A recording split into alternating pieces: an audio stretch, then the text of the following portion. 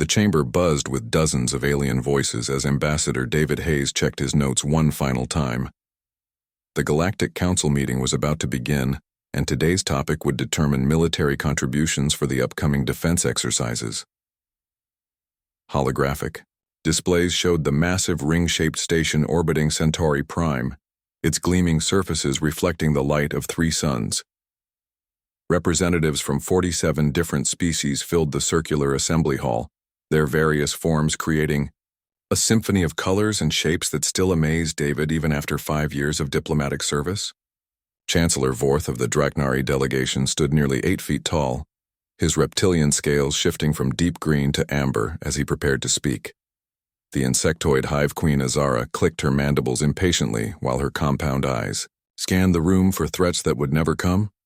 Admiral Rex from the Tidal Federation floated in his specialized water tank, his blue-green tentacles swaying with each gesture. "The meeting will come to order," announced Speaker 9, the Crystalline Collective's representative whose silicon-based form resonated with harmonic frequencies that translated into speech. "Today we discuss military preparedness and the allocation of resources for our joint defense initiatives." David adjusted his simple Earth uniform, noting how plain it looked compared to the elaborate ceremonial gear worn by other ambassadors. His species was still considered new to the galactic community, having joined only 12 years ago when humanity's first faster-than-light ships reached Council space. "Each member civilization will present their military capabilities," Speaker 9 continued, his crystalline structure glowing brighter with each word. "We begin with the Draknari Empire." Chancellor Vorth stepped forward, his massive frame casting shadows across the chamber floor. "The Draknari maintain 17 battle fleets," he announced proudly. "Each fleet commands 1,000 plasma-equipped warships, capable of reducing entire moons to molten slag. Our warrior traditions span 5 millennia, and our victories are legendary throughout known space." Approving sounds echoed from various delegates as holographic displays showed massive Draknari vessels unleashing devastating energy beams. David watched the presentation with professional interest, noting the impressive firepower but also observing tactical limitations. Queen Azara was next, her insectoid form skittering to the center of the chamber. "The hive presents our swarm. Fleets," she announced in her clicking, chittering voice. 10 million drone ships respond to our collective will. We overwhelm enemies through sheer numbers and perfect coordination. No force in the galaxy has withstood our swarms." More appreciative murmurs filled the chamber, as displays showed clouds of small, fast-moving ships executing complex maneuvers in perfect synchronization. The demonstration was undeniably impressive, though David noticed vulnerabilities in their communication systems. Admiral Rex's tank moved forward on its anti-gravity platform, water sloshing gently as he gestured with his tentacles. "The Tidal Federation contributes our sonic warfare capabilities," he declared. "Our ships generate sound waves that can shatter asteroids and disorient enemy crews. Combined with our mastery of aquatic combat, we are unmatched in naval operations." Other delegates seemed suitably impressed as footage showed Tidal Federation vessels emitting visible sound waves that cracked apart massive space rocks. David made mental notes about frequency limitations and countermeasures. Speaker 9's turn arrived, and his crystalline form pulsed with brilliant light. "The collective offers our energy matrix technology," he announced. "We can drain power from enemy vessels and redirect it to our own systems. Our ships become stronger as our enemies grow weaker." David had to admit the technology was remarkable, watching as demonstration footage showed crystalline ships literally sucking the energy from target vessels. However, he also noted that the process seemed slow and required sustained contact. "And now," Speaker 9 announced, "we hear from the Terran Federation." David rose from his seat and walked to the center of the chamber, feeling the weight of dozens of alien gazes upon him. "Earth offers our tactical knowledge and strategic experience," he began simply. "We have extensive records of successful military campaigns and would be honored to share our expertise." The chamber fell silent for a moment before Chancellor Vorth's booming laughter echoed off the walls.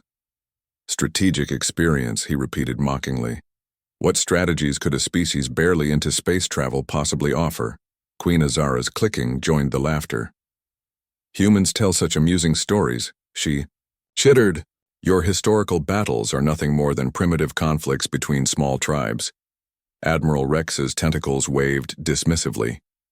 We have studied your military history, Ambassador Hayes, he said with what David interpreted as condescension.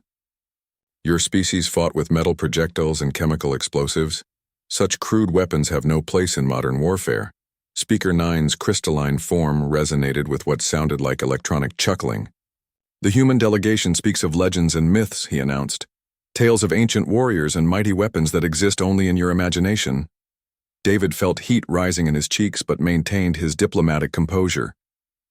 Our military traditions have served us well, he said calmly. Perhaps we could demonstrate during the upcoming war games? Demonstrate what? Chancellor Vorth scoffed. Your ancestors' ability to throw sharp sticks at each other? The chamber erupted in various forms of alien laughter. Clicks, hisses, harmonic resonances, and guttural sounds. David noticed that not every delegate was laughing. Some watched the proceedings with what he hoped was embarrassment at their colleagues' behavior. The war games are serious military exercises, Queen Azara declared. We cannot risk the safety of our crews by including untested and primitive forces. The decision is unanimous, Speaker 9 announced without calling for a vote. Earth's participation in the military exercises is deemed unnecessary and potentially dangerous to Allied forces. David nodded stiffly. I understand, he said.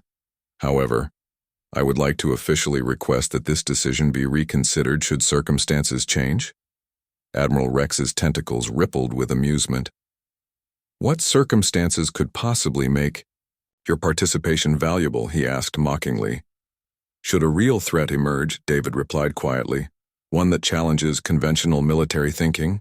The laughter grew louder, with Chancellor Vorth slapping his massive thigh. A real threat that requires primitive human tactics, he wheezed between guffaws. Perhaps we should prepare our stone axes and wooden clubs. David returned to his seat, as the mockery continued around him. He activated his personal communicator and sent a coded message back to Earth. Traditional approach unsuccessful? Recommend maintaining current operational security protocols. The response came within minutes. Understood. Continue diplomatic mission as planned. Alternative options remain available if required. As the meeting moved on to other topics, David reflected on humanity's position in the galactic community. For 12 years, Earth had carefully presented itself as a peaceful, exploration-focused civilization. Human ships in Council space were primarily scientific vessels and cargo haulers. Human colonies were known for their agricultural output and manufacturing capabilities. What the Council didn't know was that these same peaceful humans had conquered their own homeworld through superior tactics and ruthless efficiency. Every major human settlement contained hidden military installations. Every cargo hauler could be converted to a warship within hours. Every peaceful colonist had received military training. The other species saw humans as soft, weak mammals who told stories to feel important. They had no idea that those stories were actually carefully preserved tactical knowledge, refined over millennia of conflict. Earth's military capabilities were deliberately concealed, designed to look primitive to galactic sensors. David listened to continued discussions about fleet deployments and defensive strategies, noting the rigid thinking and predictable approaches favored by Council militaries. Their tactics were straightforward, their strategies obvious, their weaknesses apparent to anyone who bothered to look. As the session ended, various delegates filed past David's position. Some offered polite nods, others ignored him completely, but most seemed to view him with amusement or pity. Chancellor Vorth paused beside the human ambassador. No offense intended, Hayes, the Draknari said with what might have been genuine sympathy. Your species simply lacks the evolutionary background for serious warfare. Perhaps you could contribute. Medical supplies or food rations? David smiled diplomatically. Thank you for the consideration, Chancellor, he replied. I'll relay your suggestions to Earth. As the chamber emptied, David gathered his materials and prepared to return to his quarters. The mockery stung, but it also served a purpose. Every dismissive comment, every condescending gesture, every assumption about human weakness was carefully noted and filed away. 3 months had passed since the Council's military exercises concluded with predictable results. The Draknari fleets performed their standard frontal assaults, while the hive swarms executed perfect but anticipated maneuvers. Admiral Rex's sonic weapons impressed observers with their destructive displays, and the Crystalline Collective's energy-draining tactics worked exactly as expected. Deep space monitoring stations throughout Council territory maintained their routine surveillance sweeps. The galaxy seemed peaceful, with only minor border disputes and trade disagreements requiring diplomatic attention. Ambassador David Hayes continued his diplomatic duties, attending meetings where human contributions remained largely ignored. Everything changed when Senior Technician Yara at Observatory Station 12 detected unusual readings from the outer rim. Her 3 eyes widened as she studied the sensor data streaming across her console. "Supervisor Keth," she called urgently, "you need to see this immediately." Supervisor Keth, a member of the Aquatic Tidal Federation, swam quickly through the station's water-filled corridors to reach the monitoring center, his tentacles wrapped around the console edge as he examined the readings. "These energy signatures are unlike anything in our databases," he muttered. "How many contacts?" "The computer shows 17 massive objects," Yara replied, her voice trembling. "Each one appears to be larger than our biggest space stations. They're moving at sublight speeds but maintaining perfect formation. Within hours, alerts flashed across every major council facility. Emergency sessions convened as more monitoring stations reported the same phenomenon. The approaching objects defied easy classification. They were too large to be ships, yet moved with obvious intelligence and purpose." Chancellor Vorth stood before the emergency assembly, his scales darker than usual. "Long-range scans confirm our worst fears," he announced grimly. "The approaching fleet belongs to the Void Reapers." A collective gasp echoed through the chamber. Even David Hayes felt his blood run cold at the name. The Void Reapers were legends themselves, a nomadic species that appeared every few centuries to consume entire star systems. Their technology was ancient and terrible, their hunger apparently endless. Queen Azara's compound eyes reflected genuine fear for the first time in her long life. The historical records speak of their last appearance over 400 years ago, she chittered nervously. "They destroyed 6 civilizations before disappearing back into deep space. Our ancestors' accounts describe ships the size of small moons," Admiral Rex added, his tentacles coiling anxiously. "They possess weapons that can crack planets and defenses that resist all conventional attacks." Speaker 9's crystalline form pulsed with urgent light patterns. "Immediate defensive preparations must commence," he declared. "All available fleets will deploy to intercept positions." The next 3 weeks brought a series of increasingly desperate battles. The first engagement occurred at the edge of Draknari space, where Chancellor Vorth personally led his most powerful battle fleet. David watched the tactical feeds from the council chambers, noting the confidence in Vorth's voice as he opened communications. "Void Reaper vessels, this is Chancellor Vorth of the Draknari Empire," the reptilian commander declared. "You are entering Sovereign Council space? Withdraw immediately or face the consequences." The response came in the form of massive energy, beams that tore through Draknari's shields like they were made of paper. Vorth's flagship, a kilometer-long dreadnought that had never lost a battle, crumpled under the assault. Escape pods scattered like seeds as the pride of the Draknari fleet simply disintegrated. "Retreat," Vorth's voice crackled over the communication system. "All ships emergency withdrawal. Our weapons cannot penetrate their hulls." Similar disasters followed in rapid succession. Queen Azara's swarm tactics, which had overwhelmed enemies for centuries, proved utterly useless against Reaper adaptive shielding. Her million drone assault waves were methodically destroyed by automated defense systems that learned and countered every attack pattern. "They're adapting to our formations faster than we can modify them," Queen Azara reported desperately. "Each wave we send is destroyed more efficiently than the last. It's as if they know what we're going to do before we do it."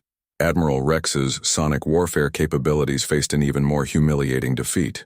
The Tidal Federation's sound-based weapons, which could shatter asteroids and disorient enemy crews, had no effect whatsoever on Reaper vessels. The alien ships continued their advance as if the sonic barrage was merely background noise. Their hull composition appears to absorb and dissipate sonic energy, Rex reported in disbelief.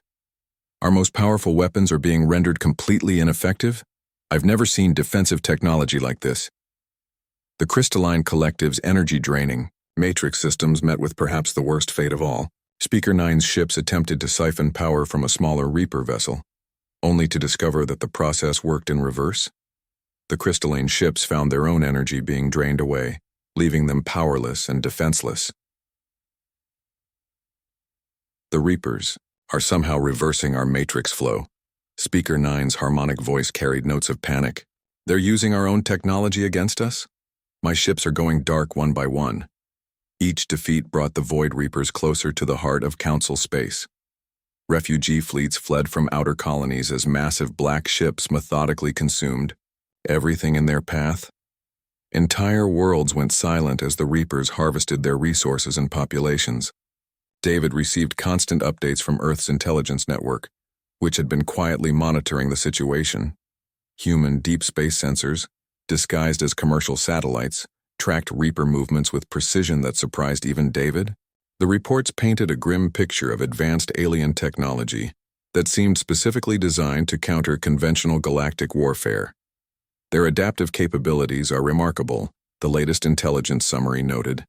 Each Reaper ship appears to learn from previous encounters, developing countermeasures for every weapon system it faces. Traditional Council tactics are proving completely ineffective. The emergency sessions in the Council chambers grew more desperate with each passing day. Species that had mocked human primitive warfare now faced the reality of their own inadequacy. Their advanced weapons, sophisticated tactics, and overwhelming numbers meant nothing against an enemy that had perfected the art of war over millennia. We need new approaches, Chancellor Vorth admitted during one particularly heated session. His proud demeanor had cracked under the weight of repeated defeats. Our conventional strategies are failing completely. The Reapers seem to anticipate every move we make, Queen Azara added, her chittering voice filled with frustration. They counter our swarm tactics before we can even deploy them properly. It's as if they've studied our methods for centuries, Admiral. Rex floated in his tank looking defeated. They don't fight like any opponent we've ever faced, he observed. There's no honor in their tactics, no predictable patterns. They simply destroy everything with maximum efficiency. Speaker 9's crystalline form had dimmed noticeably. Our energy manipulation technology has been completely neutralized, he admitted. They've turned our greatest strength into a liability. As casualty reports mounted and more systems fell to the Void Reapers, the Council faced a terrible reality. Despite their advanced technology, vast fleets, and millennia of military tradition, they were losing badly. The enemy seemed to possess not just superior weapons, but superior understanding of warfare itself. We need alternatives, Chancellor Vorth said during another emergency session. Unconventional approaches that the Reapers haven't encountered before. David had remained quiet throughout most of these meetings, watching as the species that had mocked humanity's military contributions struggled desperately against an enemy they couldn't understand. The irony wasn't lost on him. The same aliens who had dismissed human primitive tactics were now begging for anything that might work against the Reapers. Perhaps, David said quietly, it's time to consider approaches that haven't been tried. The UR chamber fell silent as all eyes turned to the human ambassador. Chancellor Vorth's scales shifted nervously. What kind of approaches? He asked. The kind that don't rely on overwhelming firepower or technological superiority, David replied. The kind that use deception, misdirection, and adaptive thinking? Queen Azara's mandibles clicked uncertainly. You speak of human tactics, she said. But how could primitive methods succeed where our advanced warfare has failed? David stood slowly. With respect, Your Majesty, your advanced warfare is exactly what the Reapers were designed to counter, he said. They've adapted to conventional galactic military thinking. What they haven't encountered is unconventional thinking. Admiral Rex's tentacles stirred the water in his tank. Are you suggesting that Earth could contribute meaningfully to this conflict? He asked skeptically. I'm suggesting that desperate times call for desperate measures, David replied. The Council has exhausted its conventional options. Perhaps it's time to try something different. The chamber erupted in urgent whispers and alien sounds of discussion. The same delegates who had laughed at human military contributions 3 months ago now faced the possibility that those contributions might be their only hope. Speaker 9's form pulsed with anxious light patterns. What exactly could Earth offer? He asked. Your ships are limited in number, and your technology appears primitive by galactic standards. David smiled grimly. Sometimes primitive methods work precisely because they are unexpected, he said. The Reapers have adapted to fight galactic civilization. They may not be prepared to fight something different. The debate continued for hours, but the conclusion was inevitable. With their fleets shattered, their worlds threatened, and their conventional military options exhausted, the proud Galactic Council had no choice but to formally request assistance from the species they had dismissed as militarily irrelevant. Chancellor Vorth approached David after the session ended. Ambassador Hayes, he said quietly, I formally request that Earth provide whatever military assistance it can offer. We are desperate. David nodded solemnly. I'll transmit your request. Immediately, he said. However, I should warn you that human military doctrine differs significantly from galactic norms. We may not fight the way you expect. At this point, Vorth replied, unexpected might be exactly what we need. David Hayes stood in his private quarters aboard the Council station, staring at the encrypted message that had just arrived from Earth. The response to his urgent request for military assistance was both expected and surprising in its brevity. Authorization granted, deployment commencing, maintain diplomatic cover until arrival. 48 hours earlier, he had transmitted the Council's desperate plea for help using quantum-encrypted channels that the aliens didn't even know existed. Now, as he watched the latest battle reports showing another Void Reaper victory, David wondered if Earth's response would arrive in time. Chancellor Vorth had grown increasingly agitated as the hours passed. How long does your species need to mobilize, he demanded during their 5th emergency meeting of the day. The Reapers have destroyed 3 more systems while we wait. Earth's military operates differently than yours, David replied calmly. We need time to coordinate our response properly. Queen Azara's compound eyes showed her frustration. Time we don't have, she chittered. Our projections show the Reapers will reach the core systems within 2 weeks. What can your limited fleet possibly accomplish that our massive armadas could not? David chose his words carefully. Sometimes size isn't the most important factor in military operations, he said. Earth's approach focuses on efficiency rather than overwhelming force. Admiral Rex's tentacles writhed with nervous energy. Your entire space fleet consists of perhaps 200 vessels, he pointed out. The Council fields over 50,000 warships and we've been crushed? How can such a small force make any difference? You'd be surprised what determination and proper planning can accomplish, David replied. Inside, he smiled at the aliens' continued underestimation of human capabilities. They still saw Earth as a minor player, with delusions of military competence. Speaker 9's crystalline form pulsed with impatient light. The Void Reapers advance while we debate, he announced. If Earth cannot provide immediate assistance, we must seek other alternatives. Other alternatives like what? David asked. You've already thrown everything you have at the Reapers?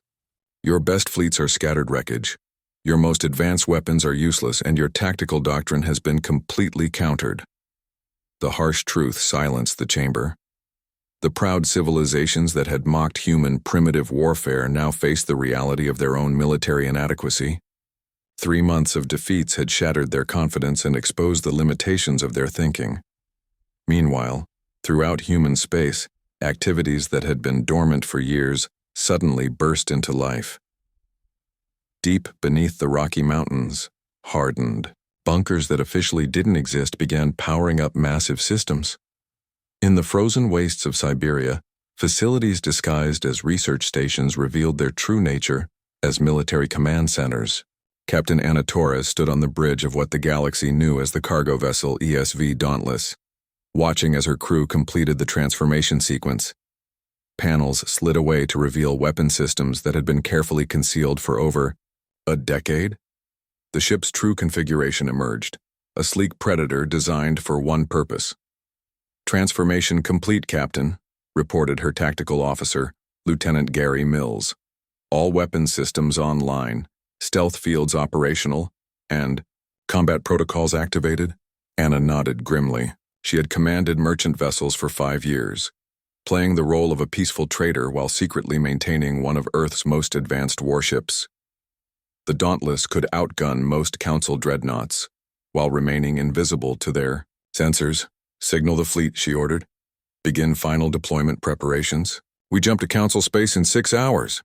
Similar scenes played out across dozens of hidden facilities. The cargo ship Earthrise revealed advanced missile systems concealed within its hull. The mining vessel Deep Strike deployed kinetic bombardment, platforms that had been disguised as ore processing equipment. Even the humble survey ship Explorer unfolded communication arrays capable of coordinating operations across multiple star systems. Colonel Ben Carter supervised the loading of his mechanized units aboard what appeared to be standard transport vessels. His soldiers moved with practiced efficiency, their power armor packed away in containers marked as agricultural equipment. The war machines they operated were masterpieces of human engineering, designed to adapt to any environment and overcome any obstacle. "All units report ready for deployment," his aide, Major Sarah Kim, informed him. "The alien escort ships still believe we're transporting farming supplies to outer colonies?" Ben smiled grimly. "Let them think that," he said. "The longer they underestimate us, the better our chances of success." Earth's true military might had been hidden in plain sight for over a decade. Every peaceful human colony contained hidden weapon depots. Every scientific research station housed advanced military technology. Every cargo vessel could transform into a warship within hours. The deception had been carefully planned from humanity's first contact with galactic civilization. Earth's leaders recognized immediately that their aggressive, conquest-oriented species would be viewed with suspicion and fear. Instead, they presented a facade of peaceful exploration while secretly preparing for the inevitable conflict. Human intelligence networks, disguised as trade organizations and research groups, had spent years studying alien military doctrine. They identified weaknesses, cataloged tactical patterns, and developed countermeasures for every major council military system. While the aliens mocked human legends, humans were quietly preparing to make those legends reality.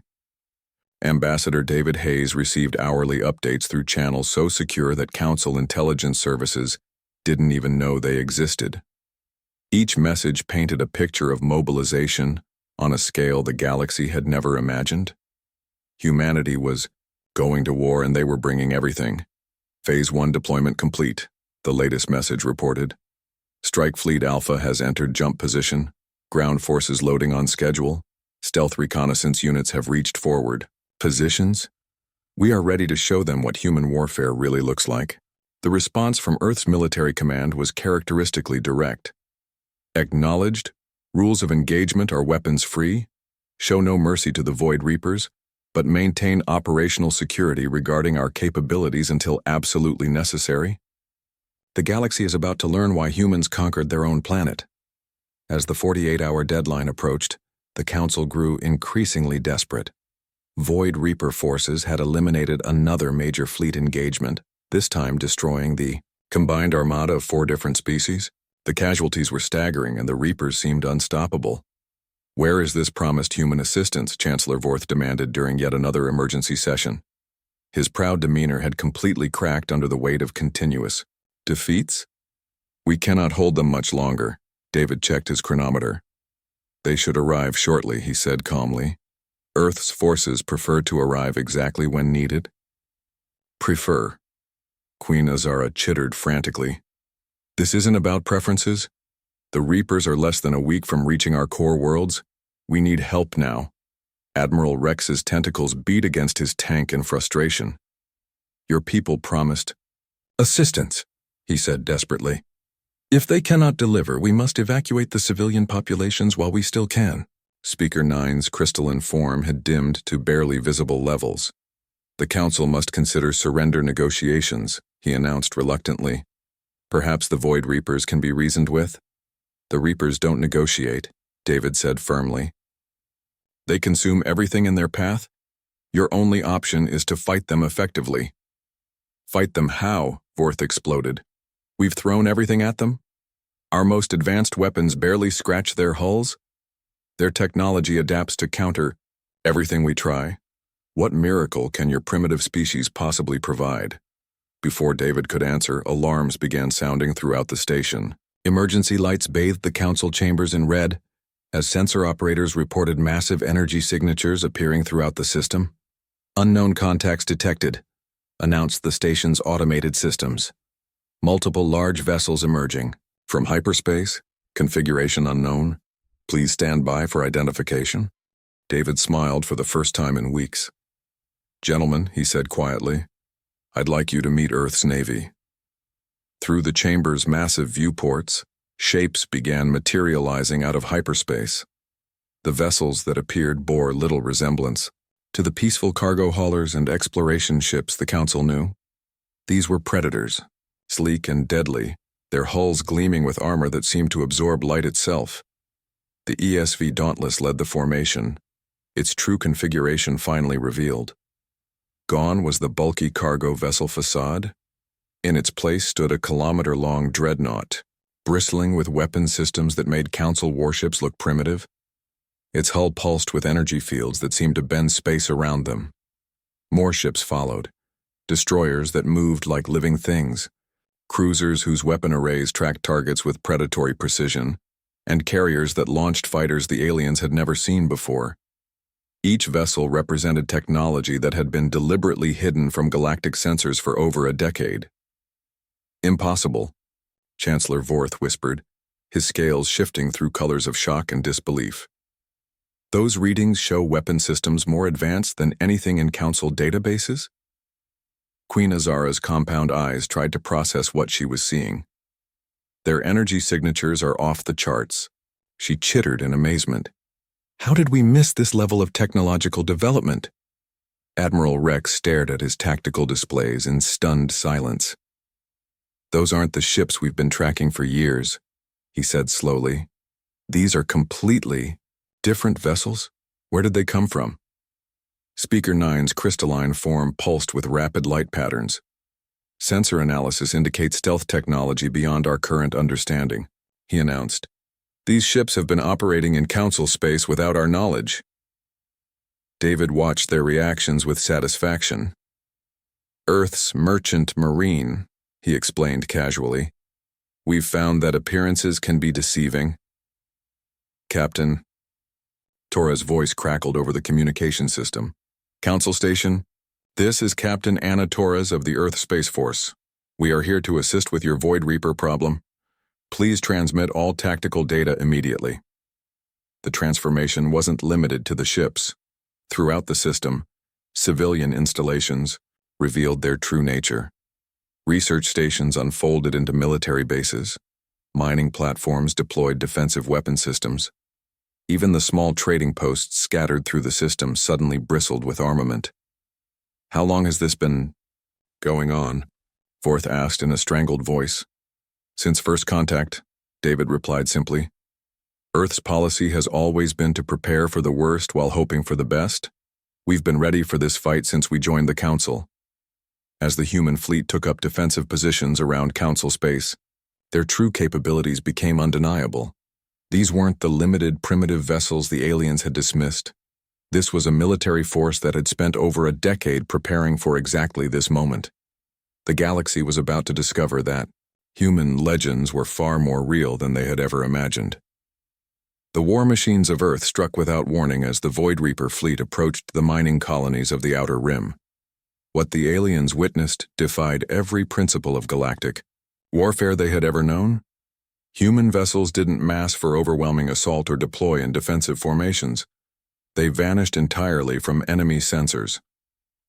Captain Anna Torres watched from the bridge of the ESV Dauntless as her fleet executed, Maneuvers that seemed impossible. Ships that had appeared solid and substantial moments before became ghosts, their stealth systems bending light and energy around them. The Void Reapers found themselves shooting at empty space while death approached from directions they couldn't perceive. Ghost protocol is active across all units, reported her tactical officer. Enemy targeting systems show complete confusion. They're firing at sensor echoes while our real positions remain undetected. The human approach to space combat shocked the Council observers monitoring the engagement. Instead of the honor-bound confrontations typical of galactic warfare, humans fought like hunters stalking prey.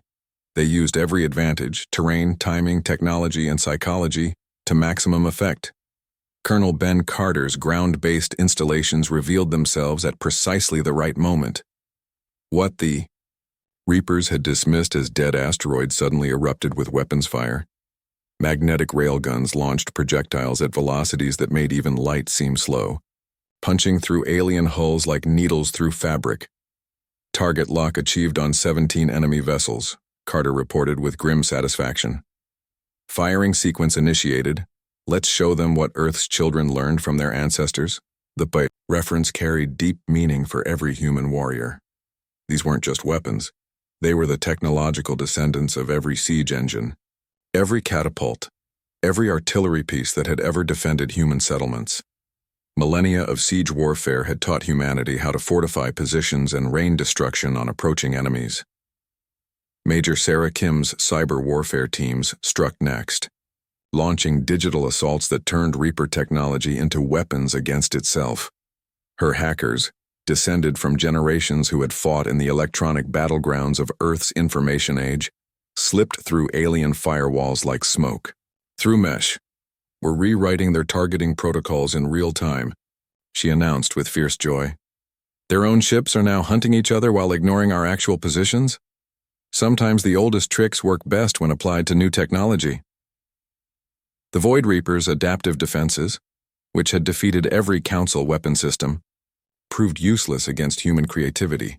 Where alien militaries relied on predictable patterns and established doctrine, humans improvised constantly. Every attack was unique, every strategy unrepeatable.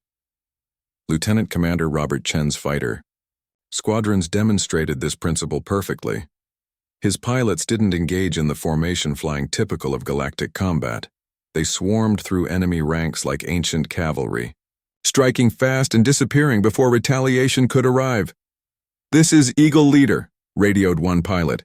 "I'm seeing massive confusion in their defensive grid. They're designed to counter organized attacks, not individual hunters. Moving to exploit the opening on their port flank." The human fighters themselves were marvels of adaptive engineering. Each craft could reconfigure its weapons load during combat, switching from kinetic penetrators to electromagnetic pulse weapons, to exotic matter charges depending on target requirements. They were Swiss Army knives designed for maximum versatility. Admiral Rex watched the tactical displays in growing amazement. "Impossible," he muttered. "Their small craft are achieving penetration rates higher than our capital ship weapons? How are such tiny vessels so effective?" Ambassador David Hayes smiled grimly as he monitored the engagement. "Because we designed them to think," he explained. "Human fighters don't just follow programming. They adapt, learn, and improvise based on battlefield conditions. Each pilot is a tactical genius in their own right." The truth was even more remarkable. Every human pilot had studied the great aerial battles of Earth's history. They flew like their ancestors had fought in the skies above London, the Pacific, and countless other battlefields. Ancient tactics adapted to three-dimensional space warfare created devastating effectiveness. Captain Torres demonstrated another human advantage when she ordered her ship to execute Pattern Omega. The ESV Dauntless suddenly split into multiple contacts on enemy sensors, each one appearing equally real and threatening. The Void Reapers found themselves trying to track dozens of targets when only one actually existed. "Classic misdirection," Torres announced to her crew. "Make them see what you want them to see, while you strike where they're not looking. Our ancestors used this same principle to defeat enemies 10 times their size." The deception was flawless. Holographic projectors, Advanced ECM systems and carefully deployed decoy drones created a phantom fleet that seemed to surround the Reaper formation. Enemy fire scattered across empty space while the real human ships approached from unexpected vectors. Commander Lisa Park coordinated the next phase from her position aboard the cruiser Freedom. Her ship's advanced sensors had mapped every weakness in the Reaper defensive grid, identifying the critical systems that maintained their adaptive capabilities. Target packages distributed to all units, she reported. We're not trying to overpower their defenses. We're going to shut them down entirely. Sometimes the best way to defeat a lock is to destroy the key. Human weapons opened fire with surgical precision. Instead of the massed broadsides typical of galactic warfare, each shot was carefully aimed at specific vulnerable points. Power conduits, sensor arrays, communication networks, the infrastructure that made Reaper ships function, began failing under precise attack. The psychological impact proved as devastating as the physical damage. Void Reapers had conquered countless civilizations through overwhelming technological superiority. They had never faced an enemy that fought smarter rather than harder, that used intelligence instead of brute force. Enemy formation is breaking apart, reported the tactical officer aboard the Dauntless. Their coordination is collapsing as we disrupt their command and control systems. Individual ships are trying to retreat. The retreat turned into a rout as human forces pressed their advantage. Ships that had seemed invulnerable moments before now fled in panic, their adaptive systems useless against tactics they couldn't predict or counter. The hunters had become the hunted. Sergeant Major William Kane led the boarding action that would become legendary throughout human space. His assault team, equipped with power armor that made them walking tanks, stormed through Reaper corridors like ancient berserkers. Behind them came demolition specialists whose job was to capture alien technology intact. Resistance is minimal, Kane reported as his team secured critical sections of the enemy vessel. These creatures have never faced close-quarters combat. They don't know how to fight when the enemy gets inside their defenses. The concept of boarding actions was alien to most galactic civilizations. Space warfare typically involved long-range exchanges between vessels separated by thousands of kilometers. The idea of actually fighting inside enemy ships was considered primitive and dangerous. Human Marines proved that sometimes primitive methods were devastatingly effective. They moved through alien vessels like their ancestors had stormed castles and fortresses, using superior training and equipment to overcome numerical disadvantages. Each boarding party was a precision instrument designed for maximum destruction. The final phase of the engagement showcased humanity's greatest weapon, the ability to coordinate multiple forms of warfare simultaneously. While space-based units engaged enemy vessels, ground installations provided supporting fire. Cyber warfare teams disrupted enemy systems, and boarding parties seized critical targets. All objectives secured, Captain Torres announced to the combined human force. Enemy fleet is either destroyed or under our control. Total engagement time, 4 hours, 37 minutes. Not bad for our first real test. The casualty reports painted an incredible picture. Human forces had eliminated an entire Void Reaper battle group while suffering minimal losses. The enemy vessels that had terrorized the galaxy lay in ruins, their crews either dead or captured. Chancellor Vorth stared at the tactical displays in stunned disbelief. "How?" he whispered. "How did you make it look so effortless?" David smiled grimly. "Because we've been preparing for this exact scenario for over 1,000 years," he replied. "Every human child learns about the great battles of our history. Every military officer studies the tactics that won impossible victories. We don't just remember our legends while we live them." The galaxy was about to discover that human military traditions weren't ancient myths, but living doctrine. The species that had conquered Earth through superior strategy and relentless innovation had brought those same advantages to the stars. Their primitive legends were actually sophisticated military knowledge, refined over millennia of warfare. Queen Azara's compound eyes reflected newfound respect. "Your warriors fight like no species we've ever encountered," she chittered nervously. "They seem to know what we're going to do before we do it." "Experience," David replied simply. Humans have fought every type of enemy imaginable. We've faced overwhelming numbers, superior technology, and impossible odds. Each time we learn something new about warfare, the Void Reapers are just another challenge to overcome. As the engagement concluded, the true scope of human military capability became clear. This wasn't just advanced technology or superior training. It was a completely different approach to warfare. Where other species relied on established doctrine and predictable tactics, humans innovated constantly. The watching council delegates sat in awed silence as they processed what they had witnessed. The species they had dismissed as primitive had just demonstrated military sophistication beyond their comprehension. Human legends weren't myths at all. They were previews of what Earth's warriors could accomplish when unleashed. Admiral. Rex's tentacles trembled in his tank. The tactical recordings will need to be studied for years, he said quietly. Every engagement showed new principles we've never encountered. How do we prepare to fight alongside such unconventional allies? Speaker 9's crystalline form pulsed with uncertain light. Analysis suggests human military doctrine represents evolutionary advancement beyond current galactic norms, he announced. Their integration of multiple warfare domains indicates strategic thinking we cannot easily comprehend. David nodded approvingly. Earth's military academies spend decades teaching officers how to think creatively under pressure, he explained. We don't just train them to follow orders, we teach them to win against impossible odds using whatever means necessary. The message was clear to every alien observer. Humanity had been holding back for over a decade, concealing capabilities that dwarfed anything the galaxy had imagined.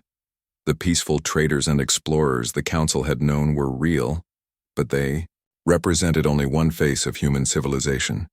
As news of the victory spread throughout Council space, the balance of galactic power shifted permanently. The species that had mocked human fairy tales now understood that those tales were tactical manuals. Earth's warriors had proven that their ancestors' legacy lived on in the depths of space. The age of human dominance had begun. The decisive campaign began when human intelligence networks detected the main Void Reaper fleet massing at the edge of Council space. Unlike the probing attacks that had terrorized the galaxy for months, this was their primary invasion force. Over 200 massive vessels preparing for the final assault on civilized worlds. Captain Anna Torres stood before a holographic display showing the enemy formation. Her senior staff gathered around the tactical table aboard the ESV Dauntless. The situation looked impossible by conventional standards. Human forces numbered fewer than 60 vessels against an armada that dwarfed anything the galaxy had ever seen. Analysis complete, reported Commander Lisa Park. Enemy fleet composition includes 47 heavy dreadnoughts, 83 battle cruisers, and dozens of support vessels. Their combined firepower could sterilize entire star systems. Torres nodded grimly. Then we'll make sure they never get the chance to use it, she declared. Signal all units. We're implementing Operation Thermopylae. The reference sent chills through every human officer present. Thermopylae, where 300 Spartans held off an army of hundreds of thousands through superior tactics and unbreakable will. Now, in the depths of space, outnumbered humans would demonstrate that courage and intelligence could triumph over overwhelming odds. Ambassador David Hayes monitored the preparations from his position aboard the Council station, watching as human forces deployed throughout 3 star systems. The aliens observing the tactical displays couldn't understand the seemingly chaotic positioning of human vessels. Your fleet is scattered across impossible distances, Chancellor Vorth observed. Nervously, the Reapers will destroy them one by one before they can support each other, David smiled confidently. Human warfare operates on principles you haven't encountered, he replied. Sometimes the best defense comes from places the enemy doesn't expect. The truth was more complex than any alien could imagine. Human forces were implementing a strategy that combined elements from every major military campaign in Earth's history. They would fight like Romans at Alesia, maneuver like Mongols on the steppes, and strike like Vikings from the sea. Colonel Ben Carter's mechanized divisions had secretly established forward bases on asteroids and dead worlds throughout the region. His war machines, hidden beneath camouflaged installations, waited patiently for the signal to spring their trap. Each position had been carefully chosen to create overlapping fields of fire. "All ground units report ready," Major Sarah Kim informed him. "Our kinetic bombardment platforms are locked onto predetermined coordinates. The moment the Reapers enter our engagement zone, we can hit them from directions they won't anticipate." The human approach to warfare confounded traditional thinking. Instead of massing their forces for a single decisive battle, they had created a web of mutually supporting positions. No matter which direction the Reapers approached from, they would face coordinated attacks from multiple sources. Lieutenant Commander Robert Chen prepared his fighter squadrons aboard the carrier Victory, each pilot equipped with advanced combat systems that made them deadlier than most alien warships. These weren't the simple interceptors that Council forces used. They were mobile weapons platforms capable of independent operations. "Remember your training," Chen addressed his pilots over the communication system. "We're not just fighting ships, we're fighting an entire way of thinking. Show them what happens when human creativity meets superior technology." The fighters themselves represented a revolution in space combat doctrine. Each small craft carried enough firepower to threaten capital ships while maintaining the speed and maneuverability to avoid retaliation. They would swarm through enemy formations like ancient cavalry, striking where least expected. As the Void Reaper fleet advanced toward what they assumed would be another easy victory, human forces prepared to demonstrate why Earth had conquered its own planet. Every lesson, learned in millennia of warfare, was about to be applied on an interstellar scale. The first phase of Operation Thermopylae began when Reaper scouts encountered what appeared to be a small human patrol. Captain Torres had positioned 3 destroyers in the enemy's path, their crews ready to play the role of helpless victims. "Enemy contacts on approach vector," reported the tactical officer aboard the destroyer Earthstrike. "They're taking the bait, moving to intercept our position."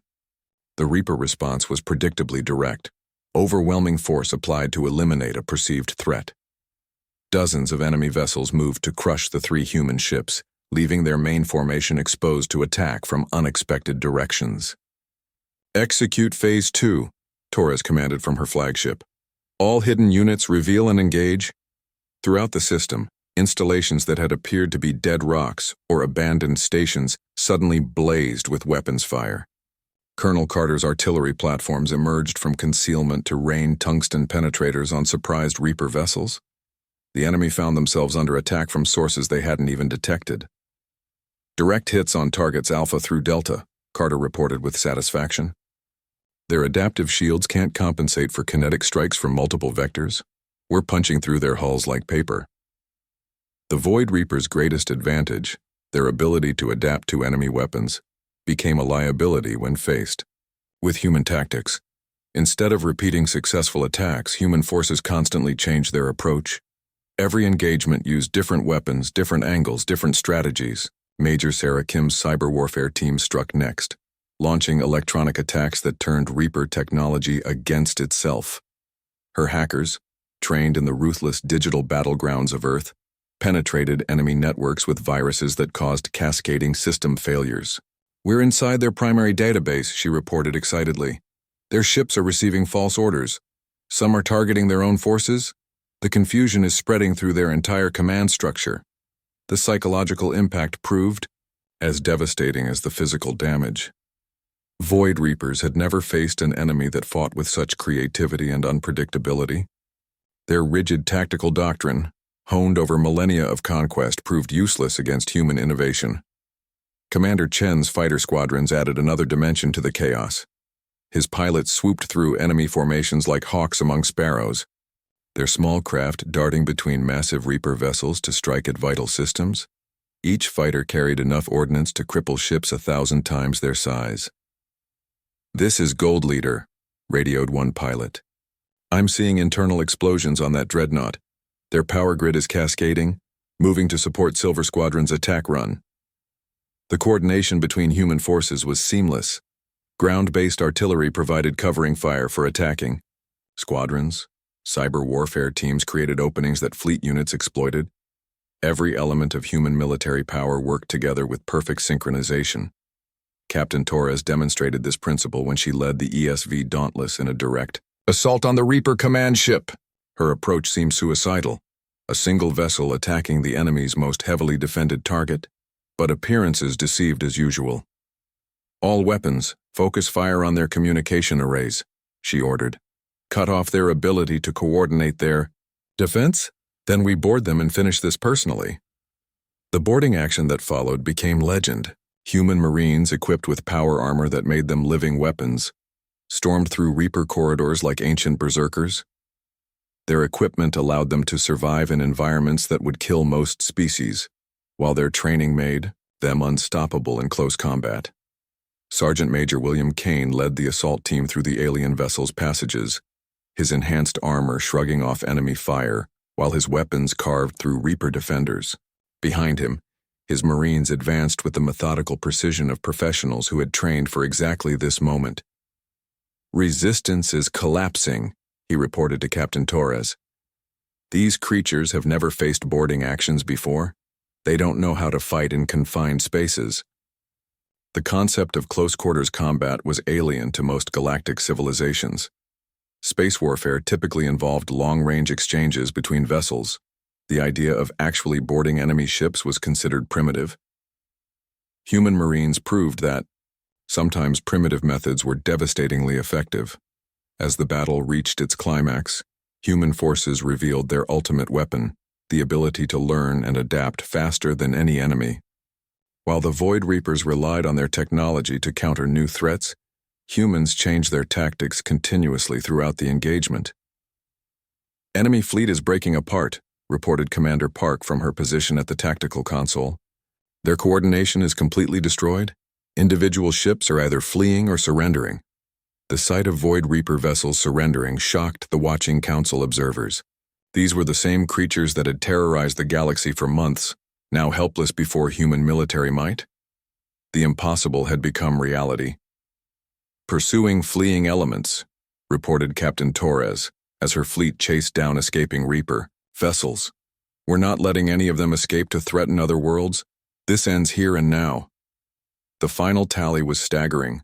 Over 200 Void Reaper vessels destroyed or captured, their invasion force completely eliminated, human casualties numbered in the dozens rather than thousands. The species that had seemed unstoppable was broken in less than 18 hours of fighting. Chancellor Vorth stared at the tactical displays in disbelief. "Impossible," he whispered. "How did you accomplish what our combined fleets couldn't achieve in months?" David smiled grimly. "Because we never forgot that war is about more than weapons and ships," he replied. "It's about understanding your enemy, exploiting their weaknesses, and fighting smarter rather than harder." The galaxy would remember this day as the moment when human legends proved to be deadly reality. The Galactic Council chambers had never been so quiet. Representatives from 47 different species sat in stunned silence as Ambassador David Hayes presented the final battle reports. The numbers seemed impossible. A human fleet of fewer than 60 vessels had eliminated a Void Reaper armada that had terrorized the galaxy for months. Total enemy casualties: 217 vessels destroyed or captured, David read from his official report. Human casualties: 14 ships damaged, 37 personnel wounded, 0 vessels lost. The Void Reaper invasion force has been completely eliminated. Chancellor Vorth's scales had shifted to pale gray, a color that indicated deep shock among his species. 0 vessels lost, he repeated slowly. Your entire fleet survived an engagement with forces that destroyed our combined armadas? Human military doctrine emphasizes preservation of friendly forces while maximizing enemy casualties, David explained calmly. We consider it a failure if we lose ships unnecessarily. Queen Azara's compound eyes couldn't seem to focus properly. The tactical recordings show impossible maneuvers, she chittered weakly. Your ships appeared in multiple locations simultaneously? How did you achieve such coordination? David smiled slightly. Practice, he said simply. Earth's military forces train constantly for exactly these scenarios. We've been preparing for large-scale warfare since before we reached the stars. Admiral Rex floated motionlessly in his tank, his tentacles hanging limply in the water. Your weapon system showed capabilities far beyond our most advanced technology, he observed. The kinetic bombardment platforms alone would revolutionize galactic warfare. Those are actually considered basic defensive installations by Earth standards, David replied. Our frontline combat systems are significantly more advanced. The implications were staggering. If humanity's basic weapons could eliminate the Void Reapers so easily, what could their advanced systems accomplish? The species that had mocked human primitive warfare now faced the reality that they were the primitive ones. Speaker 9's crystalline form pulsed with dim, uncertain light. Analysis of human combat doctrine reveals tactical sophistication. Beyond our comprehension, he announced reluctantly. Their integration of multiple warfare domains suggests military development spanning millennia. David nodded approvingly. Earth's military history extends back over 5,000 years of recorded warfare, he confirmed. Every battle, every campaign, every strategic innovation has been studied and incorporated into modern doctrine. We learn from both victories and defeats. The concept was alien to most council species. Their military traditions were relatively recent developments focused primarily on technological superiority rather than tactical innovation. The idea of preserving and learning from ancient battles was completely foreign to their thinking. Chancellor Vorth gathered his courage to ask the question that terrified every council member. Ambassador Hayes, he said carefully. Exactly how powerful is Earth's military? David considered his response carefully. The time for deception had ended. The galaxy had seen enough of human capabilities to make continued concealment impossible, but the full truth might cause panic among species that were now allies. The fleet you observed represents approximately 8% of Earth's total military capability, he said quietly. We maintain similar forces throughout human space, along with defensive systems that make invasion of Earth essentially impossible. The chamber erupted in various alien expressions of shock and disbelief. 8%. The force that had eliminated the galaxy's greatest threat was barely a fraction of humanity's true power. Impossible, Queen Azara chittered frantically. No species could maintain such massive military forces without bankrupting themselves. Earth's economy has been organized around military preparedness since we joined the galactic community, David explained. Every human colony, every industrial facility, every research station serves dual civilian and military purposes. Our entire civilization is designed to support warfare if necessary. Admiral Rex's tentacles began moving again, though slowly.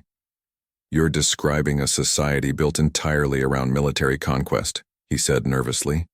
Are you planning to invade council space? David shook his head firmly. Earth prefers peaceful cooperation with our galactic neighbors, he said. However, we've learned from history that peace is only possible when you're strong enough to defend it. The Void Reapers proved that external threats exist. The ambassador's words carried an implicit warning that every council member understood. Humanity was offering friendship and alliance, but the alternative was too terrible to contemplate. A species capable of eliminating the Void Reapers so easily could conquer the entire galaxy if they chose. Speaker 9's form brightened slightly as he processed this information. The Council formally recognizes Earth's military superiority, he announced. We request that humanity assume leadership of all defensive operations. Agreed, Chancellor, Vorth said quickly. The Draknari Empire places its remaining fleets under Earth command. Your tactical expertise has proven invaluable. Queen Azara nodded rapidly. The Hive accepts human military leadership, she chittered. Our swarm tactics will support whatever strategies you recommend. Admiral Rex's agreement was more reluctant, but equally inevitable. The Tidal Federation acknowledges human supremacy in military affairs, he declared. We offer our naval capabilities in support of your operations. David accepted their surrender, for that's what it was, with diplomatic grace. Earth appreciates the Council's confidence, he said formally. We look forward to working together to maintain galactic security. But privately, David knew that the galaxy had fundamentally changed. The balance of power that had existed for centuries was gone, replaced by human dominance that would reshape interstellar politics. Earth was no longer a junior member of the galactic community. They were its undisputed military leaders. The weeks following the Void Reaper defeat brought rapid changes throughout Council space.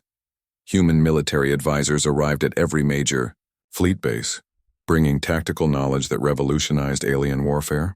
Weapons systems were upgraded using human designs. Training programs incorporated human doctrine.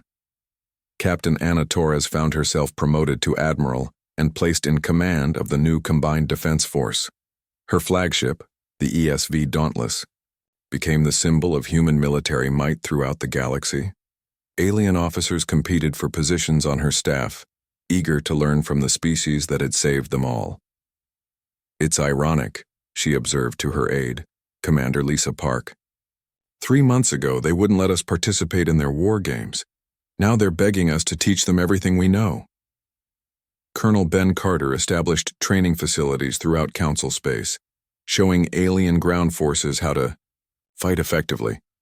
His mechanized units became the model for new combined arms formations that integrated human and alien capabilities. The results were impressive.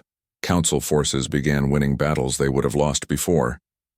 "They're learning quickly," he reported to Earth Command. "Once they understand the principles behind human tactics, they adapt them to their own capabilities. Give them a year of proper training and they'll be formidable allies." The technological exchanges flowed in Earth's favor as well. While humans shared some military innovations, they carefully controlled which technologies were released. The most advanced systems remained exclusively human, ensuring continued military dominance. Major Sarah Kim found herself in charge of Galactic cybersecurity, her teams working to protect Council networks from future threats. The aliens were amazed by human expertise in electronic warfare, not realizing that they were only seeing the most basic capabilities. Their network security was practically non-existent, she reported privately. "We could have taken control of their entire civilization at any time. It's almost embarrassing how vulnerable they were." The full scope of human preparations gradually became clear to Council observers. Every peaceful human colony revealed hidden military installations. Every civilian transport could be converted to military use within hours. Every research facility contained weapons development programs. Ambassador David Hayes continued his diplomatic duties, but his status had changed completely. Where once he had been politely ignored or openly mocked, now every Council member sought his attention. The human embassy became the most important diplomatic facility in Council space. "The irony isn't lost on me," he confided to his staff during a private meeting. "They spent months telling us how primitive our military traditions were. Now those same primitive traditions are the foundation of galactic defense." The psychological impact of human victory extended far beyond military affairs. Council species that had considered themselves the galaxy's dominant civilizations now understood their true position. Humanity had been holding back for over a decade, allowing the aliens to maintain their illusions of superiority. "Every interaction we've had with humans needs to be reconsidered," Chancellor Vorth admitted during a private council session. "If they've been concealing this level of capability, what else don't we know about them?" The question haunted every alien leader. Human legends had proven to be deadly reality. What other capabilities were humanity concealing? How much more powerful were they than they appeared? Queen Azara expressed the fear that gripped many council members. "Are we allies or subjects?" she asked nervously. "The line between protection and domination can be very thin." David addressed these concerns during his next formal presentation to the council. "Earth has no interest in ruling other species," he stated clearly. "We prefer independent allies to conquered subjects. However, we will not tolerate threats to galactic stability." The message was diplomatic but unmistakable. Humanity would maintain the peace through strength, protecting those who cooperated while eliminating those who threatened civilized order. The galaxy's new reality was human hegemony, disguised as alliance. As the session ended, David reflected on how completely the situation had changed. 3 months ago, aliens had mocked human legends about ancient warriors and mighty weapons. Now those same aliens knew that every legend was real, every story was true. The galaxy had learned that human military traditions weren't primitive myths, but sophisticated doctrine refined over millennia of warfare. Earth's apparent weakness had been a carefully maintained deception, concealing capabilities that dwarfed anything the Council had imagined. The age of human dominance has begun, David noted in his final report to Earth. The Council accepts our leadership because they have no choice. We've proven that their survival depends on our protection. The response from Earth Command was characteristically direct. Acknowledged, Phase 1 of galactic integration is complete. Maintain diplomatic facade while consolidating military control. The galaxy is now under human protection whether they realize it or not. As David looked out at the stars through his office window, he smiled grimly. The species that had once mocked human legends now lived under their protection. The galaxy was safer, but it was also fundamentally changed. Humanity had emerged from the shadows to claim its rightful place as the dominant military power in known space. The Void Reapers were gone, but the lesson they taught would never be forgotten. In a universe full of threats, only the strong survived. And humanity had proven beyond doubt that when it came to warfare, no species in the galaxy was stronger.